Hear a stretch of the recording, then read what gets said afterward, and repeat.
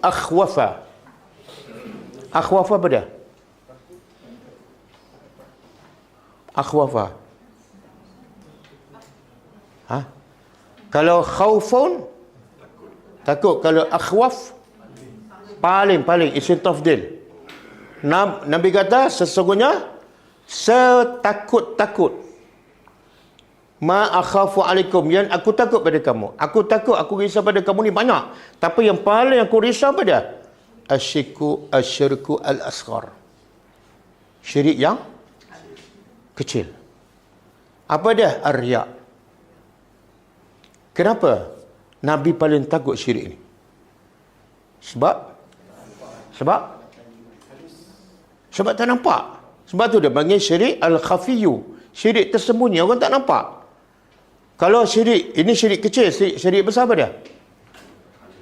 Sembah berhala. Itu Nabi tak risau. Kenapa? Tak risau sangatlah. Ha? Sebab nampak. Orang yang sembah pun kalau dia waras, dia boleh berfikir, dia sedar. Tapi syirik riak ni, dia tak perasan. Kadang-kadang orang tanya, dah pergi umrah? Dah 3 kali dah. Kan?